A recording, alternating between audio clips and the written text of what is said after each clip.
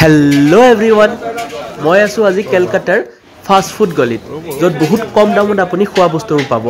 এই যে থালিখন মই খাই আছোঁ, এইখনৰ দাম হৈছে 50 rupees অনলি। দুখন তন্দুৰী ৰুটি আৰু লগতে পনীৰ বাটাৰ মছলা আৰু চালাড। টেষ্টটো ধুনীয়া আছিলে, 50 rupees হিচাপত বহুত ঠিক আছিলে, খাব পাৰি পেট ভৰাই পেলাই। নেক্সট এইখন যে থালি খাইছোঁ মাছ ভাত, অনলি 50 rupees, ঠিক আছে। আৰু এক্সট্ৰাকৈ ভাত ল'লে 10 rupees এক্সট্ৰা দিব, 5 rupees এক্সট্ৰা দিব লাগিব। তো টেষ্ট আছিল, ফ্ৰেছ বনাই ফ্ৰেছ দিয়ে আৰু পিচবোৰো ডাঙৰ ডাঙৰ, মানে টেষ্টি হয়। এইটো গালিটো দেখুৱাই দিছোঁ আপোনালোকক আৰু এড্ৰেছটো লিখি দিছোঁ চাওক, ডেকাৰ্ছ লেণ্ড, জেমছ হিক্কি চাৰানী, কেলকাতা। তো আপোনালোকে যদি আহে গুগল মেপত এইটো এড্ৰেছ দি পেলাই আহিব পাৰে আৰু খাব পাৰে। আৰু গালিটো চাওক, অনবৰত ভিৰ থাকে, ৰাতিপুৱাৰ পৰা একদম ইভিনিঙলৈকে অনবৰত ভিৰ থাকে, কাৰণ ওচৰত অফিচবোৰ আছে, তাৰে মানুহবোৰ আহে আৰু মানে কম দামত ভালকৈ খাব পাৰে, সেইকাৰণে অনবৰতে ভিৰ থাকে। আৰু কিন্তু হাইজিনৰ কথা নক'ব, হাইজিনটো পাপ হয় ইণ্ডিয়াত, আমি চবে জানোৱে।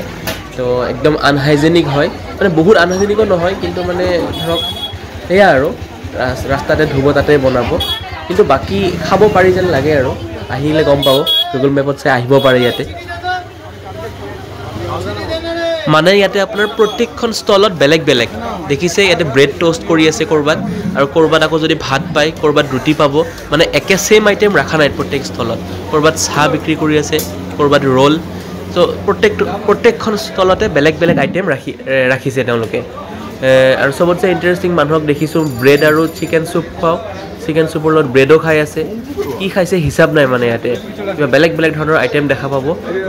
আহক, আহিলে নিজেও ফূৰ্তি কৰিব পাৰিব, নাখালেও চাই যাব পাৰিব আইটেমবোৰ। মানে ইয়াতে থালি চিষ্টেম নহয় হে, বস্তুবোৰ এক্সট্ৰাকৈ দাম। যেনেকৈ আপুনি তন্দুৰী ৰুটি ল'ব 10 rupees, দাইল ল'ব 5 rupees, চব্জি ল'ব 10 rupees, বা মাছ ল'ব 20 বা 30 rupees। যি লয় আইটেমবোৰ এক্সট্ৰাকৈ ল'ব লাগিব আপুনি, তেনেকৈ মানে টোটেল প্ৰাইচটো আপোনাৰ 50 rupeesৰ ভিতৰত ভাল এখন থালি বনি যায় মানে।